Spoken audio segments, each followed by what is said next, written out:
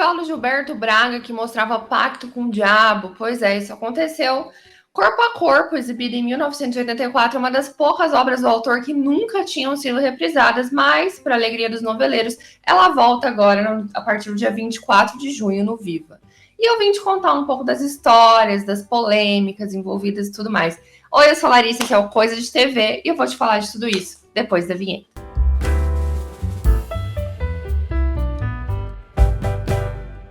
Vamos começar com a história, né? Primeiro eu tenho que falar aqui que eu não assisti Corpo a Corpo, né? Porque estreou em 1984 e nunca foi reprisado. Então, assim, tudo que eu vou falar aqui vem das minhas pesquisas. Eu usei basicamente o site Teledramaturgia do Nilson Xavier, o Memória Globo e a biografia do Gilberto Braga, que foi escrita pelo Maurício Sticer em parceria com o Arthur Chechel, e que traz várias curiosidades sobre a vida dele e tal, inclusive sobre as obras. Então, dali eu consegui tirar algumas coisas interessantes que eu vou contar ao longo do vídeo. Mas vamos começar com a história, né? A Eloá, que é a Débora Duarte, é uma mulher inteligente, competente, mas ela também é ambiciosa e ela sonha em crescer na carreira na empresa de engenharia na qual ela trabalha, que é a Fraga Dantas, e ela trabalha junto com seu marido Osmar, né, que é o Antônio Fagundes. Só que assim, né, ela é uma mulher em 1984. Quais são as chances dela crescer super na carreira? Só fazendo pacto, né? A gente pensa, não, faz pacto. E é justamente o que ela faz, gente. Ela ouve um disco da Xuxa ao contrário e aí faz o pacto? Não. Ela basicamente está numa festa e lá ela conhece o próprio Cramunhão, né? O próprio Demo. E nessa novela ele se chama Raul, é o Flávio Galvão. E aí ele promete que pode fazer ela subir na carreira, né? Ela aceita, e aí com isso ela vai ficando cada dia mais rica, ela é poderosíssima, mas enquanto isso o marido dela, que é o Osmar, vai ficando cada vez mais apagado na empresa, né? Ela cresce, ele já não era um cara assim mega ambicioso, tá? Ele era meio bananinha, e ela vai crescendo cada vez mais. Isso vai gerando, obviamente, né, uma crise conjugal, porque o Osmar, ele é meio personagem de Lícia Manso, se você já assistiu novelas de Lícia Manso. Ele é meio banana, sim. Ele faz pouco pelos seus objetivos, sim, também. Mas, né, ver a mulher sendo melhor e maior que ele aí já é um pouquinho demais, né, pra cabeça dele. E aí eles começam a brigar, né? Isso piora ainda mais quando a Eloá consegue o quê? Um cargo de direção.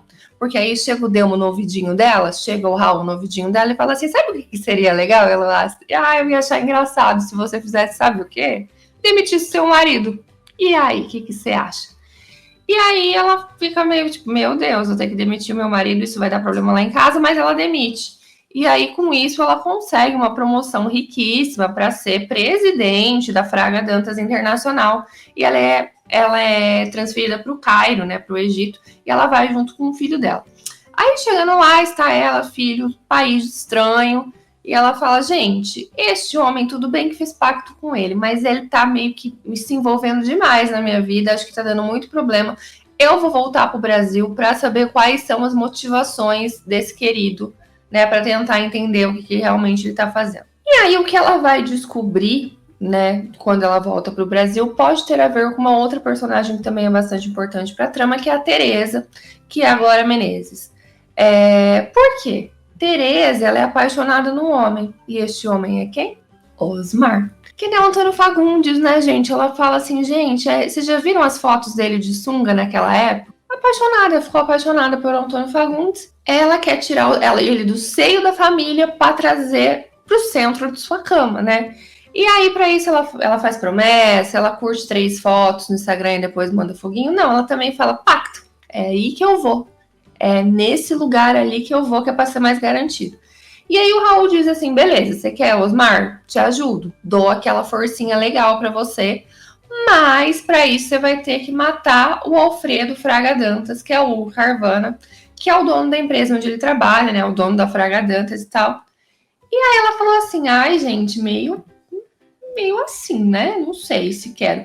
Mas aí ela pensa, um momento é um belo, faço sim. E aí ela se infiltra como enfermeira lá na mansão dos Fraga Dantas e começa a dar seus pulos para tentar cometer aí este crime. Eu não vou falar mais aqui, porque apesar de eu não acreditar no conceito de spoiler de novela, pelo que eu li, se eu for muito para frente, eu acho que a gente vai tirar muito segredo da novela aqui, então eu vou parar aqui, tá? Então vamos nessa. E aí, então, vamos falar de núcleos paralelos. Temos núcleos paralelos? Temos, né? A família dos Fraga Dantas, por exemplo, é bastante importante para a história. O senhor Alfredo Fraga Dantas é um dono de empresa, né, gente? Um senhor dono de empresa, então, que é autoritário, tem preconceitos, não se dá super bem com todos os filhos, é aquela clássica empresário de novela que a gente sabe, né? Enfim, é aquele senhor que a gente não vai exatamente simpatizar na novela. Ele fica viúvo ali logo no começo da trama e ele tem 3 filhos. Um deles é o Cláudio, que é o Marcos Paulo. O segundo é o Olavo, que é o Marcelo Pitt. E a terceira é a Beatriz, que é a Malu Mader, né? Você achou que a gente ia falar de novela de Gilberto Braga sem falar de Malu Mader? Quase impossível. Quase impossível, inclusive, a partir de Corpo a Corpo. E aí eu vou contar depois as curiosidades para você. A Malu Mader, inclusive, ela faz um dos casais que foi querido pelo público na época, que ela faz par com o Lauro Corona, que interpretava o Rafael. Eles se conhecem ali num curso de datilografia, mas curso de datilografia, né, gente? O que é curso de datilografia para você que é jovem? É curso de aprender a digitar na máquina de escrever, porque na época se usava muito máquina de escrever e era importante que as pessoas soubessem digitar rápido. Digitar não, datilografar. Então eles se conhecem no curso de datilografia, mas o que acontece? A Beatriz, ela é comprometida e o Rafael também. Então eles meio que ficam, ai, bonita essa garota, ele fica também, né? Ela fica também um gatinho e tal, mas eles não se envolvem. Aí quando a Beatriz tá para casar, o Rafael vê lá em letras douradas um papel bonito, né? Chora de emoção quando acaba de ler. Aí ele fala assim, putz, ele chega lá na Beatriz e fala, eu não vou aguentar ver você casando, eu sou apaixonado por você sim. E aí eles ficam juntos, então é um casal que ganhou bastante a simpatia do público, e ainda por cima, né, Malu Mader ali começando a sua carreira como atriz bela, né. Aí a gente tem o Olavo é o filho mais certinho, né, é aquele clássico, o filho que quer agradar o pai, mas ele não é muito talentoso e também nem super querido pelo pai, e ele é casado com a Margarida, né, que é a Lília Cabral, e aí eles têm uma vida bem comum, assim, bem tranquila. E por último, né, temos aqui o Cláudio, né, é aquele filho mais, não sabe muito bem o que é da vida, o que será que estou fazendo, e não sei o quê. E vai formar um casal com a arquiteta Sônia, né, que é a Zezé Mota, que é negra, né, e aí não vai contar com a aprovação do pai, isso vai dar problema.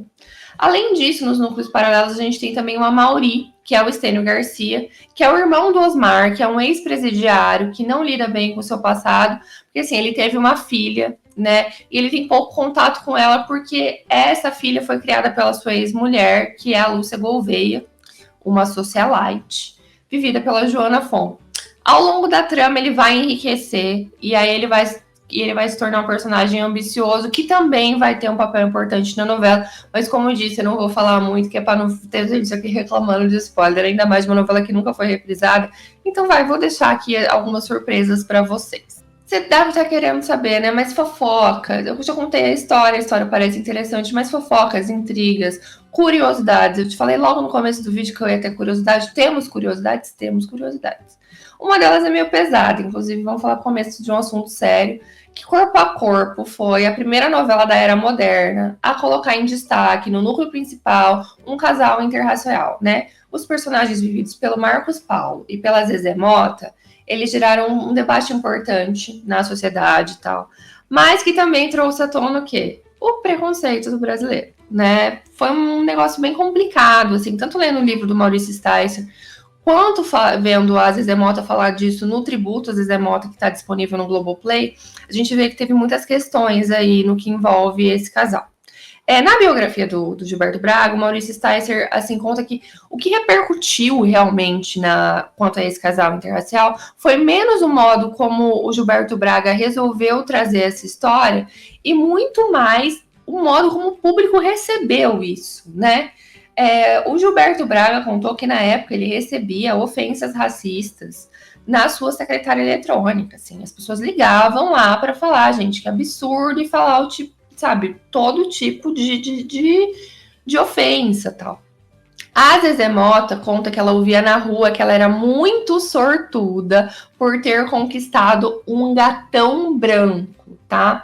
Mas também ela ouvia ofensas muito mais pesadas, dizendo que ela não tinha o direito de beijar um homem branco e tal. E ela, no tributo, ela comenta um pouco sobre isso, né? O quanto que foi pesado, assim, né, receber esse tipo, porque ela ouvia coisas na rua mesmo, assim, as pessoas, era uma novela que teve de audiência, então as pessoas simplesmente saíam por aí destilando seus preconceitos na cara da atriz, sem se importar muito com muita coisa.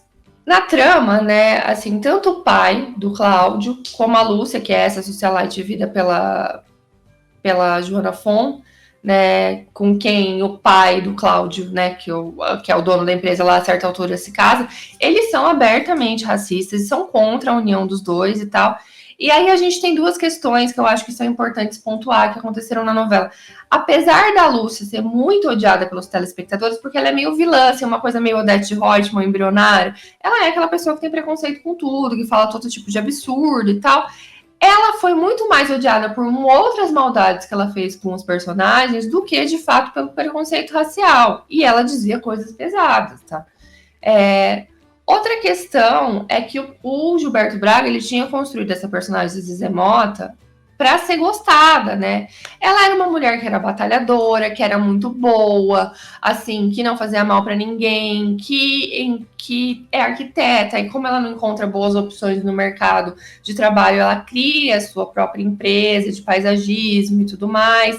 Então, assim, ela foi feita para ser uma mulher que corre atrás do seu, que é simpática, que não trata ninguém mal, ou seja, meio mocinha de novela, e ainda assim o Brasil não conseguiu simpatizar com ela. Ou seja, né? E ainda, além disso, não se preocupou muito com o preconceito racial dos vilões, assim, isso não incomodou como deveria incomodar. Eu acho que isso mostra muito, né, o país onde a gente está inserido, em 1984. Hoje em dia as coisas são um pouco melhores, mas eu acho que essa coisa aí talvez seja um pouco mais velada. As pessoas não falariam isso na rua, mas a gente sabe que ainda tem muita gente que pensa do mesmo jeito.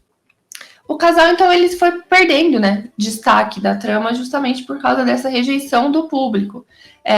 Apesar da coragem, assim, apesar da coragem que o Gilberto Braga teve de trazer esse tema, que não era um tema nada abordado na época, não foi todo mundo que achou que foi abordado da melhor maneira possível. A Ruth de Souza, por exemplo, ela era a mãe, né, da personagem da Zezé Mota na novela.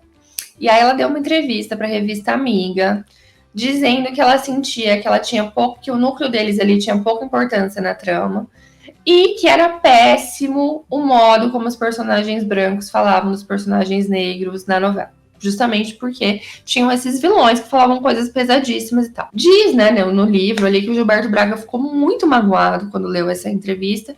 E aí depois, mais pra frente, ele ainda se justificou. Que ele disse que ele tentou, na verdade, na novela, mostrar todos os personagens bons, né? Quem tava ali, os mocinhos, a galera que era realmente legal, como antirracista. E os vilões, os maus, como abertamente racistas. A Zezé Mota, né, que fez a Márcia, que era a arquiteta ali que se envolvia com o Marcos Paulo, por sua vez, já elogiou o Gilberto Braga logo assim nos primeiros meses da novela e diz que elogiou a coragem dele, né, de furar esse cerco, de falar sobre esses assuntos. Então é isso, é uma abordagem ali que acho que pode ser interessante, mas que trouxe bastante controvérsia. Tanto trouxe à tona muitos preconceitos que ainda existiam na sociedade brasileira e que eu acho que, de certa forma, existem até hoje, como também trouxe discussões ali mesmo dentro da trama, né? O casal foi apagado, enfim, são muitas coisas que vieram à tona por causa deste casal. Mas eu acho que, de certa forma, não deixa de ser corajoso, né? Você trazer esse tipo de discussão em 1984. Se hoje a gente já tem questões com isso, imagina, né? Há mais de 30 anos atrás. Mas antes de eu ir para as outras curiosidades, agora, obviamente, curiosidades mais leves, mais tranquilas, mais fofocas, eu tenho que falar do clube de membros do canal. Temos 2 planos, o plano Valcir e o plano Maneco. No plano Valcir, você recebe os vídeos antes, você tem stickers para usar nos comentários e você pode participar da gravação do nosso jornal, que acontece todo final de mês, né? Você participa ali da nossa live, vê nossos erros de gravação e tal. No plano Maneco, você tem todas as vantagens do plano Valcir, mais 2 vídeos extras por mês. Vídeos em que a gente fala de coisas que a gente não fala no canal normalmente, faz react, conta fofoca, tudo mais. E também você participa de algumas gravações com a gente, né? A gente grava alguns vídeos em formato de live, vocês participam e depois esse vídeo sai editado para todo mundo. Então dá uma olhada aqui, quem faz parte do clube de membros recomenda, acho que vale a pena se dar uma olhadinha. Agora vamos para as outras curiosidades mais tranquilas, mais leves sobre corpo a corpo, né? A primeira é que apesar de ter sido, né, exibida ali durante o fim da ditadura, ou seja, a gente ainda tinha censura, a trama tinha que passar pelos censores, o Gilberto Braga conseguiu driblar a questão sobrenatural, né, que era esse pacto aí com coisa ruim, né? Porque ele recebeu, obviamente, reclamação da censura dizendo que a novela poderia causar dano iminente. O microfone quis ir embora. O microfone também está participando da censura. Dano iminente à formação psíquica das crianças. Mas ele replicou dizendo esperto que era, gente, não tem nada de sobrenatural ali. É um homem, apenas um homem mau, tá? Que ele quer alcançar seus objetivos a todo custo. Não tem coisa de diabo, não tem, vocês estão malucos. E aí eu acho que assim, né, ele usou muito do suspense. Dizem que ele usou muito do suspense durante a trama mesmo. Então é uma coisa meio que existe, mas também é meio dúbia ao mesmo tempo. Passou, a novela passou. Não teve problema. Ele pôde abordar esse tema. Vale lembrar que o Gilberto Braga era muito fã de cinema, né? Então ele teve sua inspiraçãozinha ali num Hitchcock bom para fazer esses suspenses que ele gostava de fazer na trama dele. E ali, afinal de contas, né? Quando a gente pensa em homens, um homem hétero de empresa, será que ele é o demônio encarnado ou ele é apenas um homem? Né? Fica aí a pensada para vocês já, né? Será? Será que fazer um... Enfim, né? E é uma novela também que fala muito de bem e mal, né? Que fala muito dessa dualidade, ao mesmo tempo que fala, né, que as pessoas podem ser bem boas ou más, dependendo do lado que você olha e tal.